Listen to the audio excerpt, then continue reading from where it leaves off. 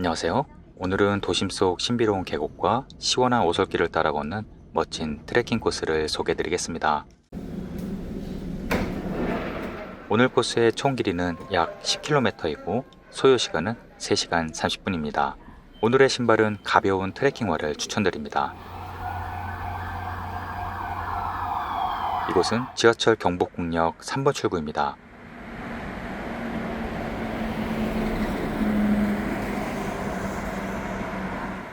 삼번 출구를 나와 그대로 100m 정도 직진하시면 됩니다. 역 주변에 상업시설이 많으니 필요한 물품은 여기에서 준비하시면 되겠네요. 경복궁 3번 출구 버스 정류소가 있는데요. 이곳으로 오는 버스가 6대나 있어서 대기 시간은 거의 없으실 겁니다. 채 5분도 안 되어 버스가 왔습니다. 시내버스를 타고 10분쯤 가니 도심에서 벗어나 한적하고 멋진 마을이 나타나는데요.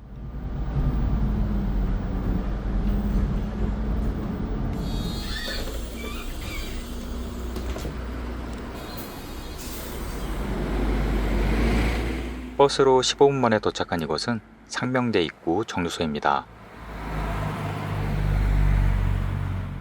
주변이 온통 산으로 둘러싸여 있어서 이곳이 서울 한복판이 맞나 싶네요. 정류소에서 내려가시다 파출소에서 오른쪽으로 가시면 됩니다. 파출소 옆에도 편의점이 있네요. 이곳은 세검 1교 다리입니다. 다리 오른쪽으로 멋진 경치가 펼쳐지는데요. 이곳의 이름은 세검정입니다. 세검정은 계곡 사이로 모래가 섞인 맑은 물이 흐르고 풍광이 수려하기로 유명했는데요. 조선시대 광해군의 폐위를 도모하던 무리가 이곳에서 검을 씻었다고 해서 세검정이라고 부릅니다. 지금은 정자에는 들어가 볼 수는 없지만 멋진 경치는 감상할 수 있습니다. 세검정 옆으로 숲길을 따라 오솔길이 나 있습니다.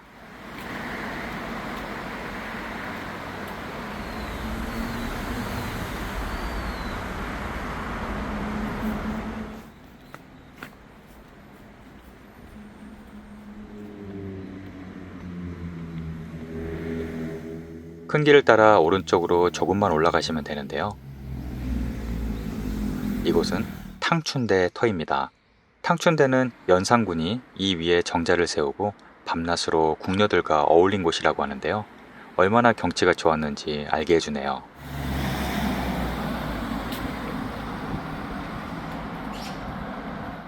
탕춘대를 지나면 오른쪽으로 샛길이 나오는데요. 작은 정자를 지나 하천을 건너갑니다.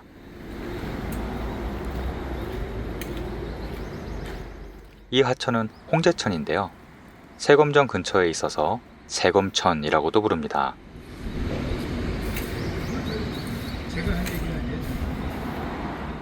다리를 건너 작은 편의점 골목으로 걸어가시면 됩니다.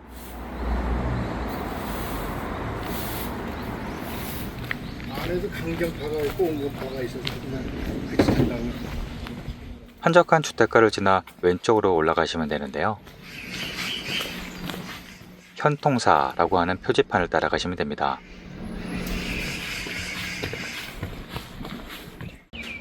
빌라 맞은편 작은 골목으로 들어가시면 앞에 계단이 보이실 겁니다.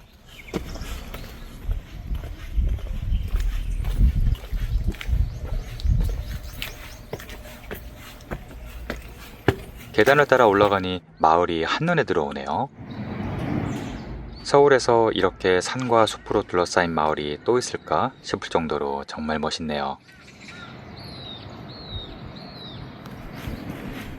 이제 본격적인 트레킹 코스가 시작됩니다. 서울 도심 속에 이렇게 울창하고 시원한 숲길이 있다는 건 아는 분들만 아는 사실입니다. 저 멀리 물소리가 들립니다. 확 트인 공간을 거대한 바위가 차지한 이곳은 현통사입니다. 아직 비가 많이 오진 않았지만 이곳은 언제나 맑은 물이 흐르네요.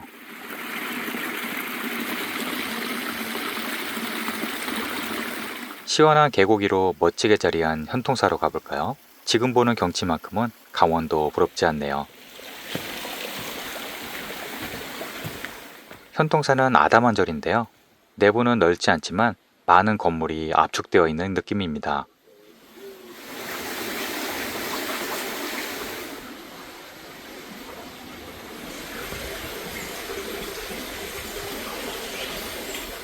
때마침 핀 연꽃 한 송이가 너무 예쁘네요.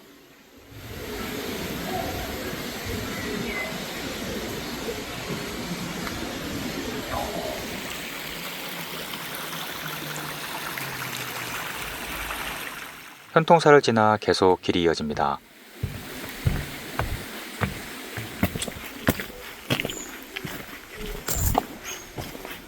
숲은 더욱 깊어지는데요. 쏟아져 내리는 피톤치드 덕분에 청량함이 온몸으로 느껴졌습니다. 이곳은 백사실 계곡입니다. 이 계곡은 옛날 사적과 자연이 어울려진 조선시대의 별장터인데요. 당시 백석동천이라고도 불렀습니다.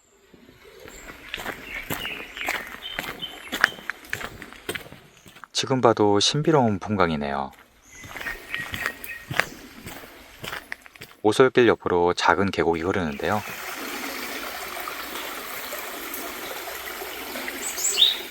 물소리가 참 청명했습니다.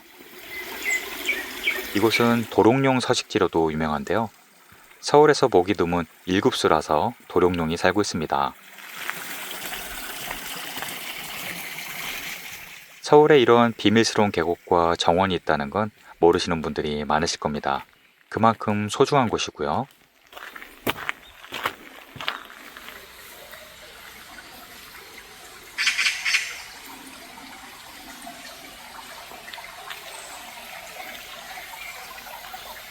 참, 도롱뇽 보호를 위해 계곡으로 내려가는 것은 금지되어 있습니다.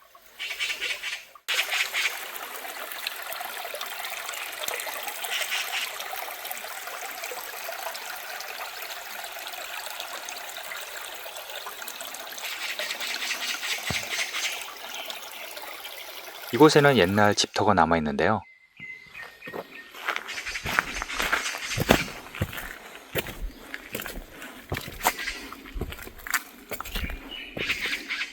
이 터의 이름은 별서입니다. 별서는 별장이라는 뜻인데요. 조선시대 추사 김정희 등 양반들의 별장이 있던 자리입니다. 복잡한 속세를 떠나 이런 멋진 곳에 자리를 잡다니 조금 부러운데요. 이제 백석동천 방향으로 가시면 됩니다.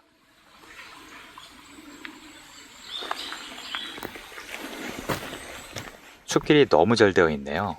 경사도 완만하고 포장도 잘 되어 있습니다.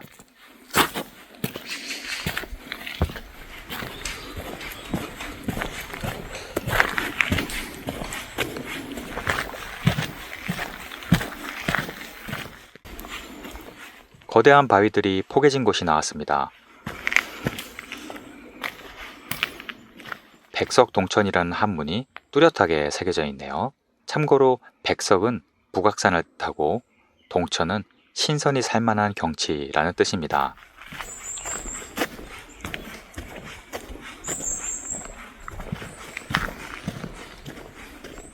백석동천을 지나 계속 올라가면 포장도로가 나오고 여기에서 왼쪽으로 가시면 됩니다. 북악산의 백석동 마을을 지나는데요. 아담한 사찰도 있네요.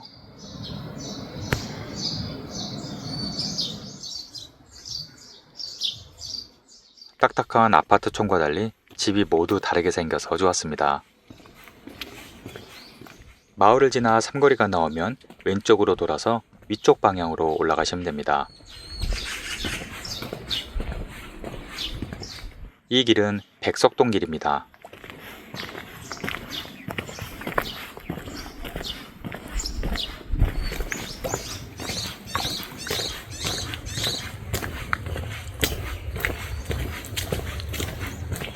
포장도로를 따라 조금 올라가시면 북악 스카이웨이 길과 만나게 됩니다. 여기에서 오른쪽으로 계속 올라가시면 됩니다.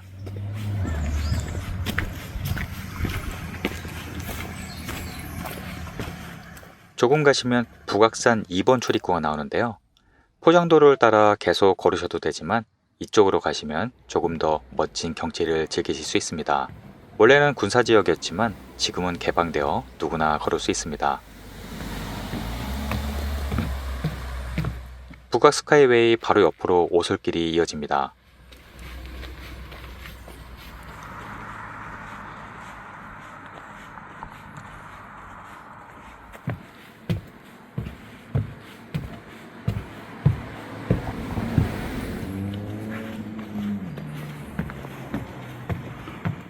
예전 군사 초소가 그대로 보존되어 있네요.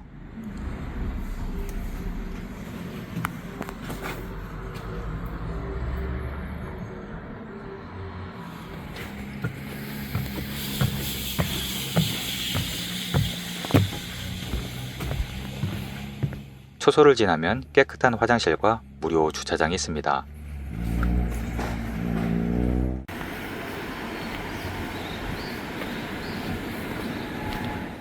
북악 스카이웨이는 자전거 동호인들에게도 유명한데요. 어필과 다운힐을 훈련하시는 분들이 많으시네요. 스카이웨이 옆으로 좁은 오솔길을 따라 산책하듯 걸을 수 있습니다.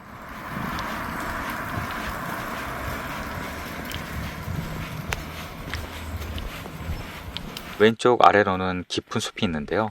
사람들 소리가 들리는 걸 보니 아래쪽으로도 산책로가 많은 것 같습니다. 북악산엔 숨은 산책로가 참 많네요.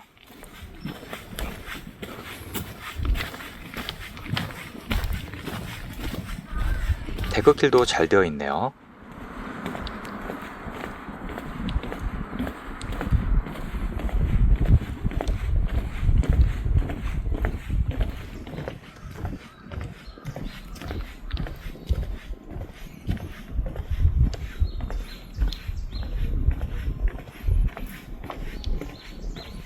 드디어 중간 목적지에 도착했습니다. 이곳은 북악산 팔각정입니다. 이곳까지는 약 1시간 반 정도 걸렸습니다. 팔각정은 주로 차를 타고 오는 분들이 많지만 걸어서 와도 좋은 곳입니다. 오늘 구름이 많이 끼었지만 경치는 참 좋네요. 서울 도심 쪽 방향과는 다른 고즈넉한 서울의 경치를 보여주는데요.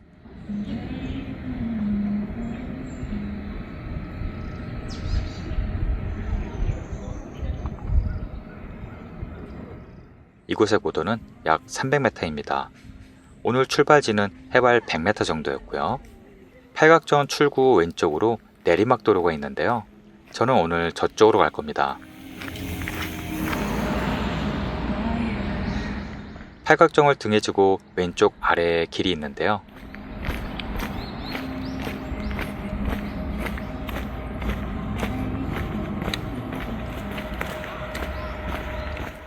가보시면 군부대로 길이 막혀 있지만 오른쪽에 작은 철문이 개방되어 있습니다. 이쪽으로 하산을 하겠습니다.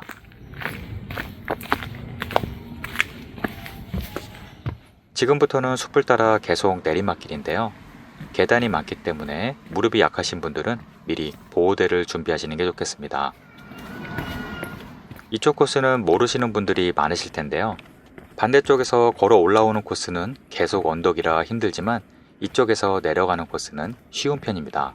다만 계단이 많다는 점은 참고하시고요. 이제 숙정문 방향으로 가시면 됩니다. 무리하게 속도를 내지 마시고 경치를 감상하며 천천히 내려가시길 바랍니다.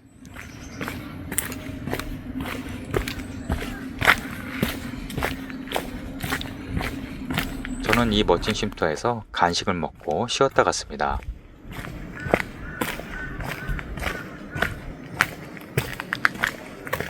거대한 소나무 두 그루가 천연의 그늘막을 만들어 주었네요. 서울의 산책로에는 어디든 쉼터가 잘 되어 있어서 좋습니다.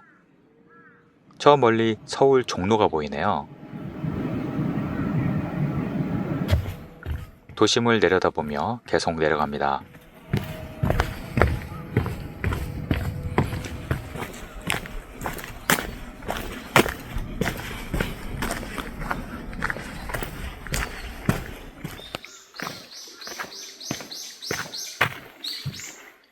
이곳은 성북천의 발원지라고 하는데요. 이렇게 높은 곳에 작은 계곡물이 발원지라고 하니 참 신기하네요.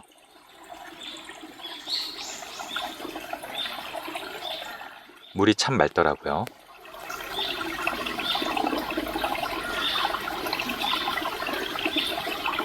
여기에서 삼천각 방향으로 가시면 됩니다.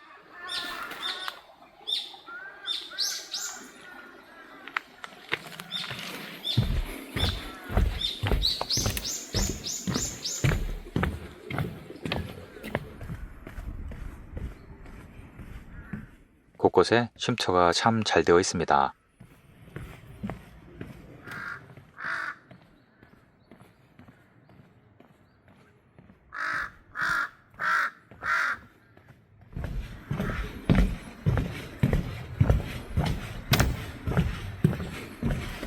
이곳은 숙정문 안내소인데요. 예전에는 이곳에서 등산객을 통제했지만 지금은 북악산이 완전 개방되면서 운영하고 있지 않습니다. 여기에서 삼청터널 방향으로 가시면 됩니다.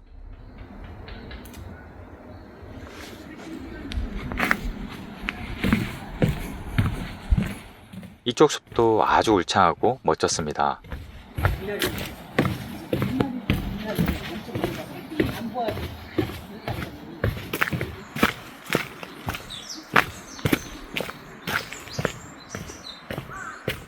이제 삼청터널이 나왔습니다. 여기까지 약 2시간 정도 걸렸네요. 지금부터는 도심을 가로지르는 코스입니다.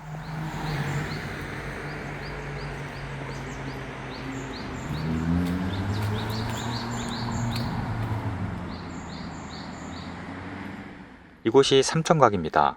원래는 1970년대 요정이었지만 지금은 전통문화 공연장으로 활용 중입니다.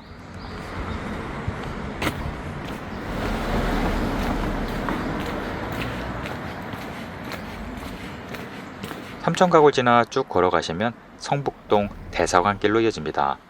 길 이름 그대로 이곳에는 각국의 대사관 건물이 많아서 가로수가 아주 울창하네요. 가로수는 높은 담장 역할을 합니다.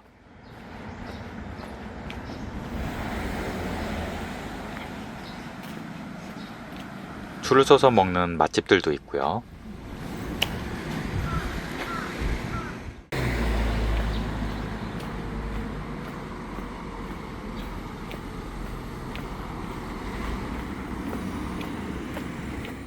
길을 따라 계속 아래쪽으로 가시면 망국기가 있는 공원과 외교관들의 사택들이 나옵니다.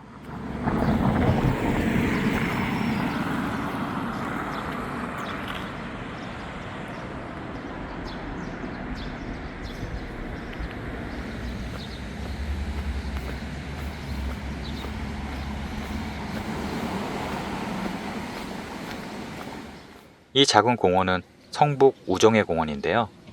대사관길답게 망국기가 올려 있습니다.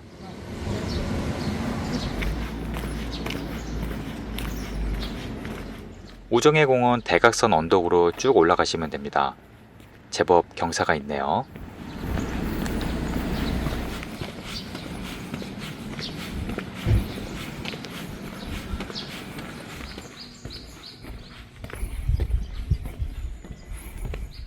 도로를 따라 걸어가시면 북악산 청소년 체험숲이 있습니다. 작은 공원인데요. 꽃이 아주 멋지더라고요. 여기에서도 잠시 쉬었다 갔습니다.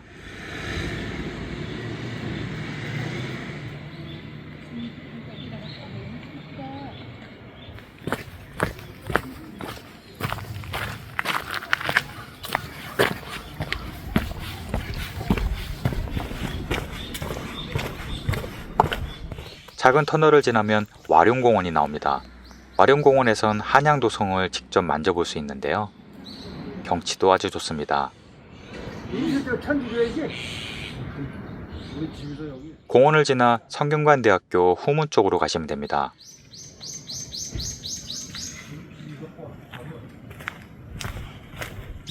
이제 도심이 손에 잡힐 듯 가까워졌네요.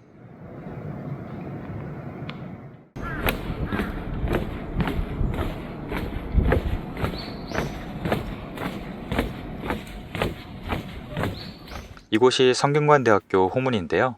저도 후문은 처음 와봤습니다.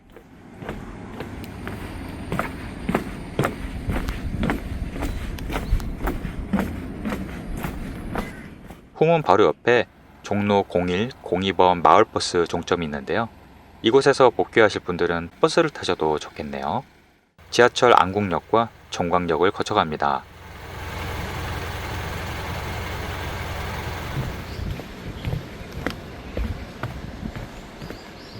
성균관대학교 캠퍼스를 따라 정문 방향으로 걸어가시면 됩니다. 오랜만에 한적한 캠퍼스를 걸으니 젊어진 기분이 드네요.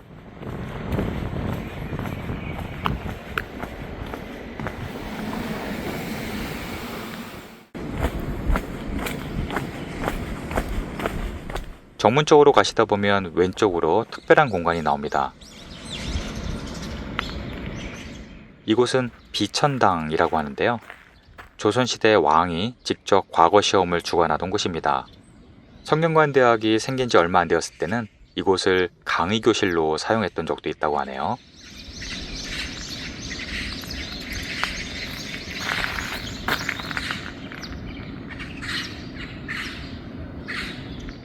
비천당 옆으로 가시면 더 유명한 건물이 있는데요.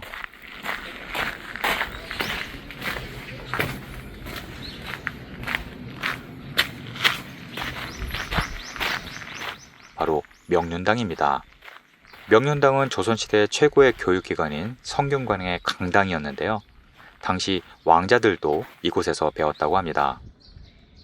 가운데 큰 강의장이 있고 좌우에 선생님들의 숙소가 붙어 있습니다.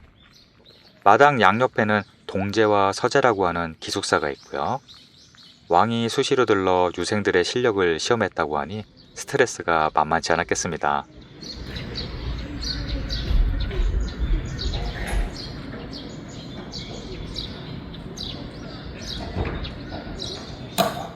이곳이 동제 서제라고 하는 기숙사입니다.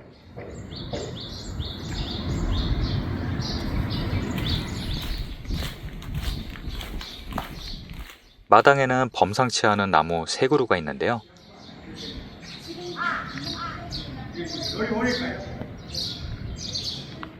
천연기념물인 서울 문묘은행나무입니다. 푸른 은행잎이 아니라면 은행나무라는 것은 상상하기 힘들 정도로 거목입니다. 나무가 영험해 보인다는 표현은 이럴 때 쓰라고 만든 말 같네요.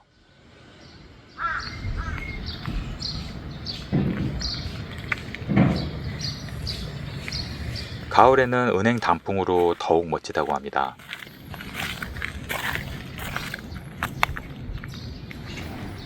이제 성균관대학교 정문입니다. 여기에서 오른쪽으로 쭉 상업시설 거리인데요. 먹거리촌이 이어집니다.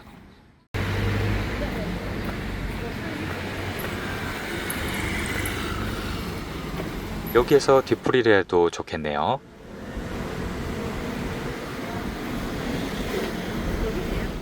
저도 오랜만에 추억의 장소에서 옛 기억도 떠올려 봅니다.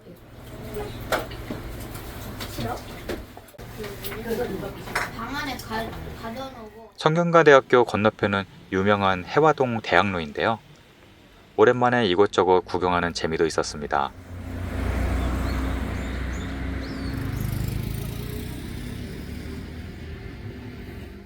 오늘의 여행의 종착점은 4호선 해화역입니다. 즐거운 여행객에게 도움이 되셨길 바랍니다. 오늘도 시청해주셔서 감사합니다.